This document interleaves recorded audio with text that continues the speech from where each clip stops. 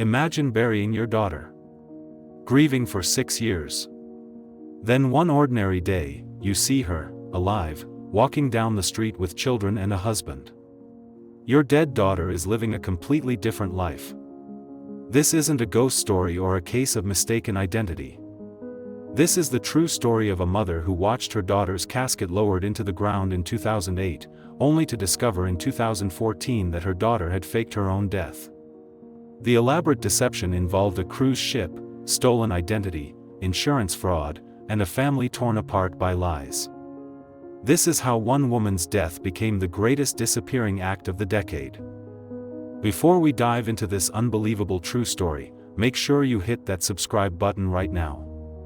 This case is one of the most shocking I've ever covered on Antef Life Tales. Ring the notification bell so you never miss incredible stories like this one.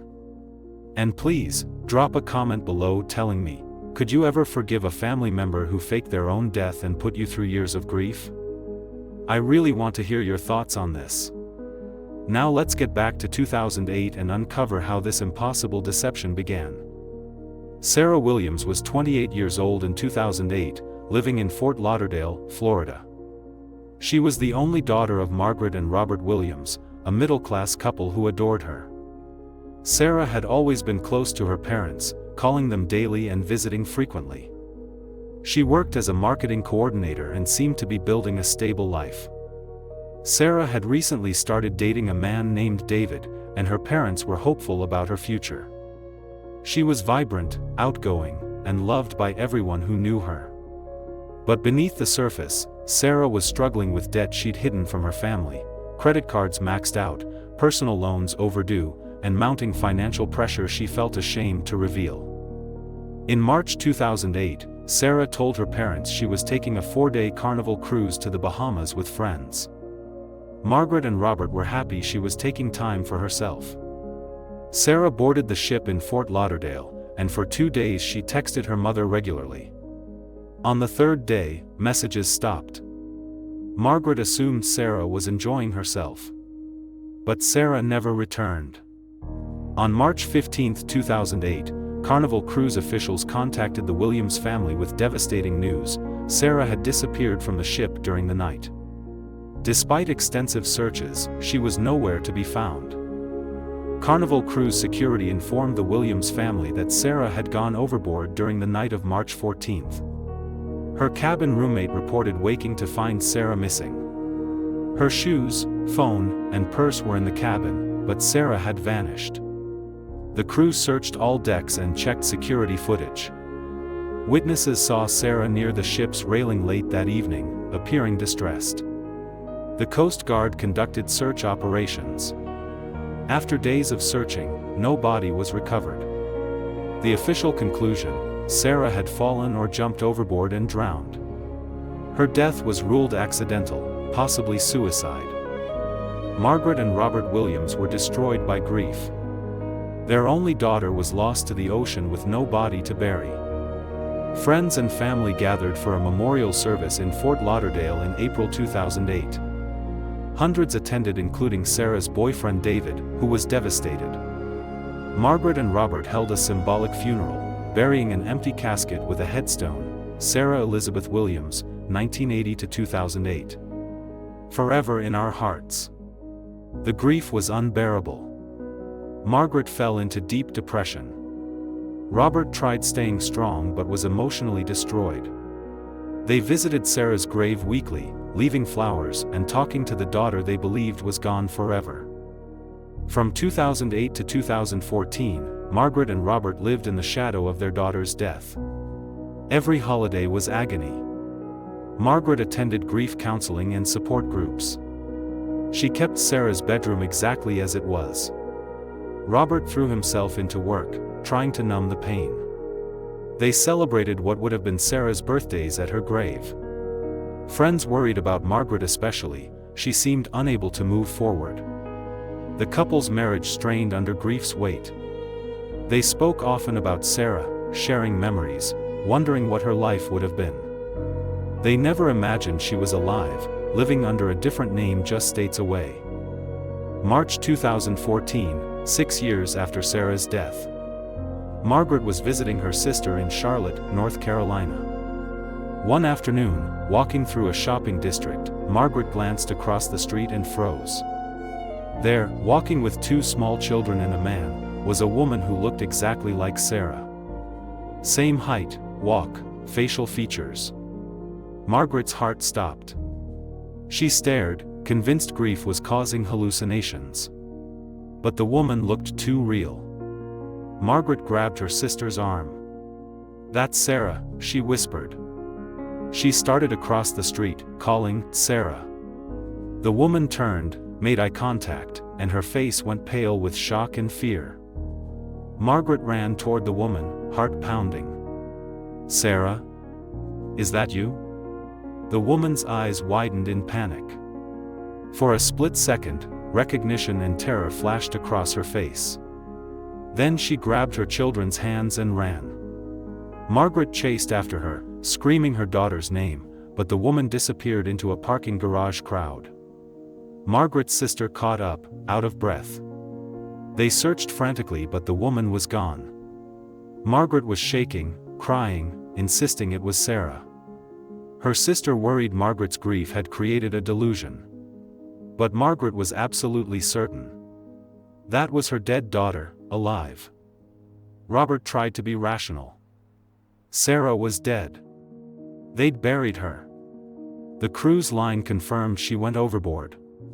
There'd been a funeral. Margaret must have seen someone who resembled Sarah. Grief plays terrible tricks. But Margaret refused to believe it was coincidence. She'd looked into that woman's eyes and seen recognition, panic, fear. That woman knew who Margaret was.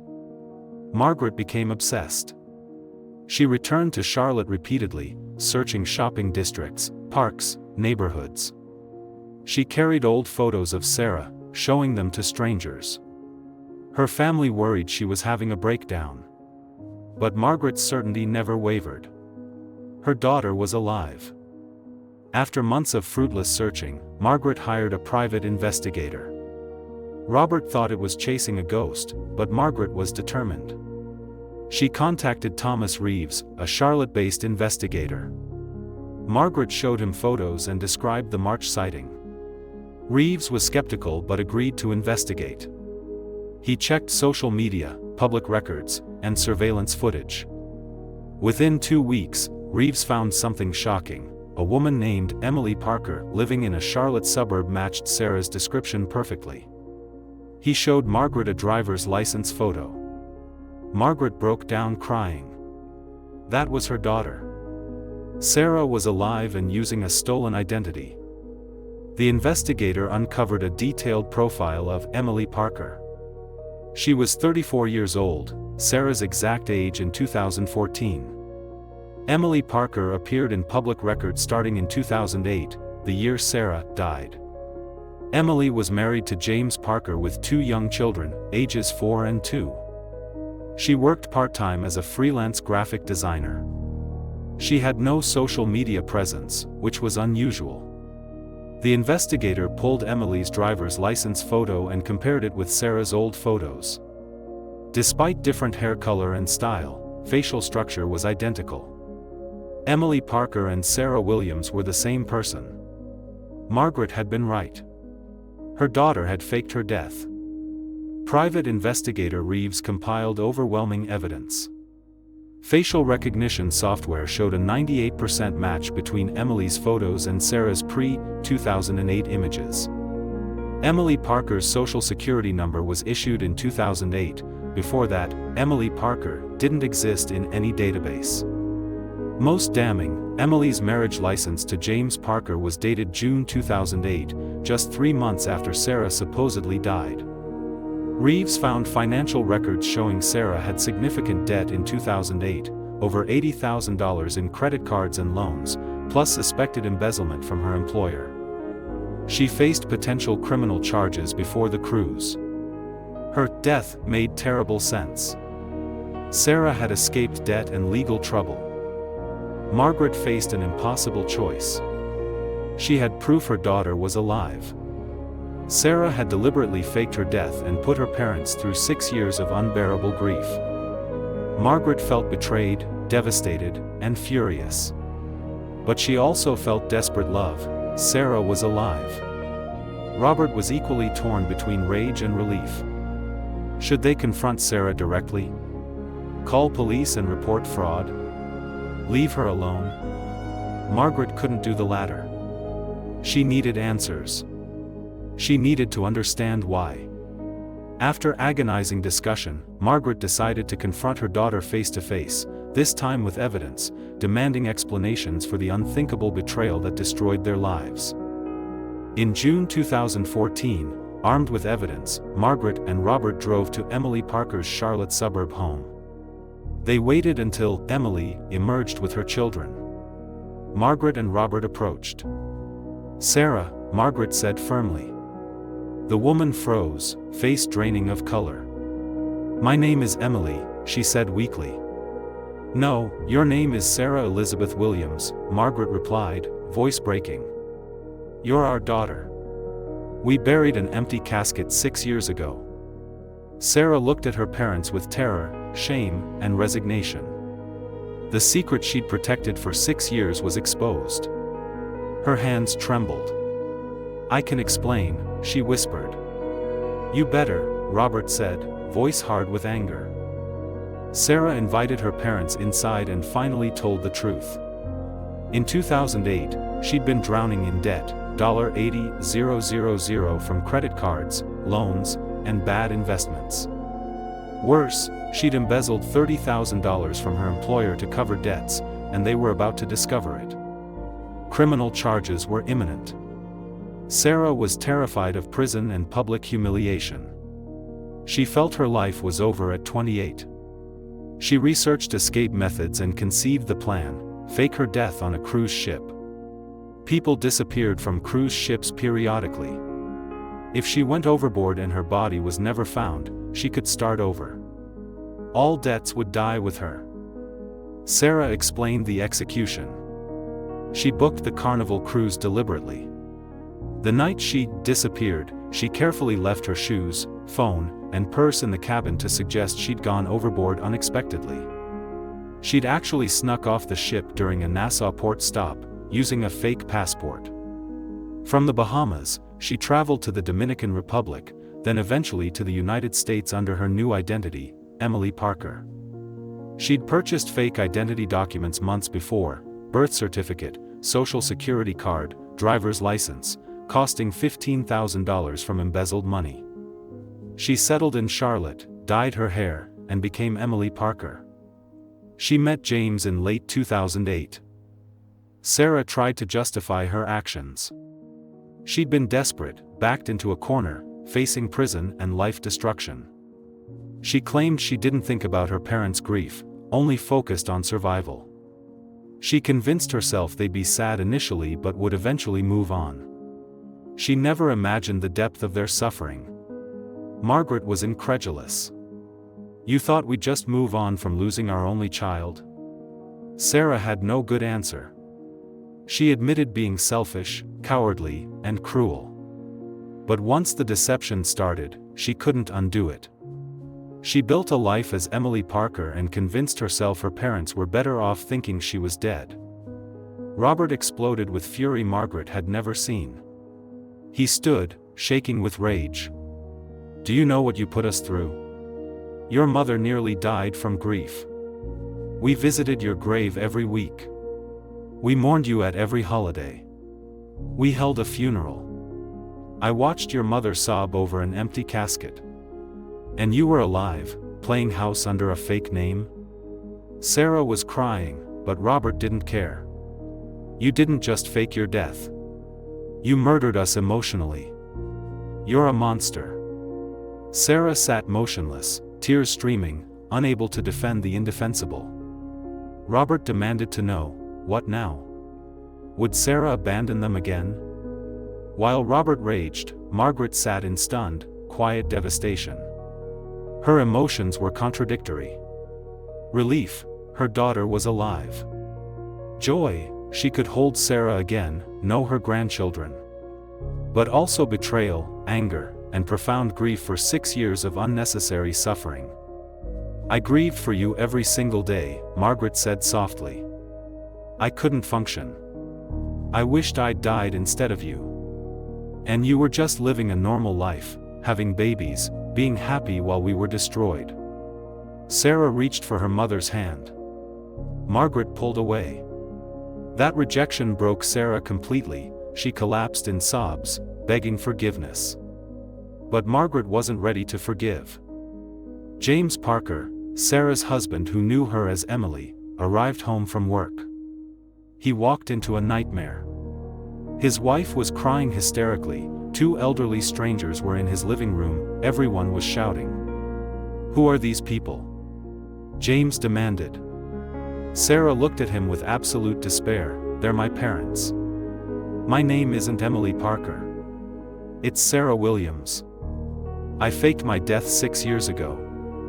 James stood frozen, unable to process what he was hearing. His wife, mother of his children, partner for 6 years, was a fraud? Everything about her was a lie. Robert explained coldly. Sarah had faked her death and abandoned her parents. The most heartbreaking element was Sarah's 2 children, 4-year-old Emma and 2-year-old Michael. They didn't understand why everyone was crying and angry. Margaret looked at these children, her grandchildren, and felt overwhelming love mixed with anger. These babies existed because Sarah had faked her death. Would Margaret have preferred Sarah dead and these children never born? Of course not. But the situation was impossible. Sarah begged her parents not to go to police, saying it would destroy her children's lives. Margaret and Robert faced an agonizing choice: pursue justice and destroy innocent grandchildren, or protect the children by staying silent about Sarah's crimes. Robert gave Sarah an ultimatum. They would stay silent under certain conditions. First, Sarah must tell James the complete truth, no more lies. Second, Sarah must allow Margaret and Robert full access to their grandchildren. Third, Sarah must make financial restitution, pay back what she embezzled, even if it took decades. Fourth, Sarah must write confession letters to everyone she'd hurt. Fifth, Sarah must attend therapy. If Sarah refused any condition, they would go to police immediately, children or no children. Sarah agreed to everything. She had no choice. Her parents had given her mercy she didn't deserve. Over following days, James struggled with an impossible decision: stay despite his wife's massive deception, or divorce her. Sarah told him everything: debt, embezzlement, fake death, stolen identity. James was devastated. His entire relationship was built on lies. Emily Parker didn't exist. He'd married a ghost. But James thought about his children. Emma and Michael loved their mother. Could he destroy his family because of Sarah's past crimes? After weeks of agonizing consideration, James chose to stay, but their marriage would be rebuilt from zero. Trust was shattered. Sarah would have to earn back everything. It would take years. Margaret and Robert began the painful process of rebuilding a relationship with their daughter while processing 6 years of unnecessary grief. It was emotionally exhausting. They met their grandchildren officially, Emma and Michael, who were confused about suddenly having grandparents. Weekly family dinners began, awkward and tense initially. Sarah attended therapy as promised. She was diagnosed with anxiety disorder and avoidant personality traits. She'd chosen escape over facing consequences. Therapy helped her understand the magnitude of harm caused. But understanding didn't erase pain. Robert struggled to forgive. Margaret tried harder but couldn't forget. Their daughter was alive, a miracle, but trust was dead. Sarah committed to repaying the $30,000 she'd embezzled. It was complicated. The company had written off the loss when Sarah died. Reporting it now would expose her fraud. Margaret and Robert quietly contacted the company owner, explained the situation without revealing Sarah's location, and arranged anonymous restitution payments. Sarah would pay $500 monthly for years. She also worked to rebuild her credit under her real name. With her parents' and James's support, Sarah consulted attorneys about resurfacing legally. The statute of limitations on embezzlement had expired, she was safe from prosecution. The fake identity documents were another matter. The legal situation remained precarious. Sarah faced potential serious legal consequences if authorities discovered her fraud. Identity theft, document fraud, and insurance fraud could all be charged. Her parents agreed not to report her, but others might discover the truth. The cruise line still had records of her death. If Sarah tried to officially reclaim her identity and cancel her death certificate, questions would be asked. She consulted multiple attorneys who gave contradictory advice. Some said come clean completely. Others said stay Emily Parker forever. Sarah decided on a middle path, gradually transition back to Sarah Williams in personal life while maintaining Emily Parker legally. It was risky. Margaret entered intensive therapy to process the trauma. She'd grieved deeply for a daughter who wasn't dead. She'd experienced profound loss that was entirely fabricated. Her therapist explained this was unique psychological trauma, ambiguous loss compounded by betrayal. Margaret had to grieve twice, once for the daughter she thought died, again for the daughter she thought she knew. Trust was shattered. Could Margaret trust her own perceptions? The therapist helped Margaret understand she was a victim of deliberate psychological manipulation. Sarah's actions constituted emotional abuse. Margaret had to give herself permission to feel angry, betrayed, and hurt, not just grateful Sarah was alive. Robert struggled differently than his wife. He was less forgiving, more rigid about right and wrong. What Sarah had done was unforgivable. Intellectually he understood she was alive, but emotionally he felt his daughter had died on that cruise ship. The person wearing Sarah's face was a stranger who'd committed calculated cruelty. Robert had difficulty bonding with his grandchildren because they represented Sarah's post-fraud life. He attended therapy at Margaret's insistence. His therapist explained he was experiencing complicated grief mixed with betrayal trauma. Robert admitted he might never forgive Sarah. He would maintain contact for Margaret's sake and the grandchildren. But the father-daughter relationship was dead. As months passed, the full weight of what she'd done crushed Sarah psychologically. In 2008, she'd been desperate and panicked. Now, seeing her mother's pain, her father's cold distance, her husband's shattered trust, Sarah understood the magnitude of her cruelty. She'd inflicted 6 years of grieving on people who loved her unconditionally. She fell into depression. Her therapist diagnosed her with complex guilt and suggested she might never fully forgive herself, nor should she. Some actions are unforgivable. Sarah had to live with that. She wrote the confession letters Robert demanded, apologizing to everyone she'd hurt. Writing them forced her to face each betrayal. Emma and Michael grew increasingly confused as they got older. Why did Grandma Margaret sometimes cry when looking at Mommy? Why did Grandpa Robert seem angry at family dinners? Why did Mommy have 2 names? When Emma turned 7 in 2017, she asked directly, "Why do you have 2 names?" Sarah and James decided honesty was necessary at age-appropriate levels. They explained that Mommy made very bad choices when younger, hurt people she loved, and had to change her name. Emma asked if Mommy was a bad person. Sarah, crying, said she'd done bad things but was trying to be good now. Children are remarkably accepting. Word eventually spread to extended family, Sarah's aunts, uncles, cousins, who'd mourned her death. Margaret initially wanted to keep Sarah's survival secret, but that proved impossible. At a family reunion in 2015, Margaret's sister asked about the situation. Margaret revealed the truth: Sarah was alive, had faked her death, and was living under a false identity. The family was stunned. Reactions ranged from joy to fury. Some demanded to see Sarah immediately. Others wanted nothing to do with her. Sarah attended one reunion to face everyone she'd hurt. It was brutal. Relatives confronted her with their grief, anger, and betrayal. Some forgave. Most didn't. By 2016, Sarah lived in constant fear of public exposure.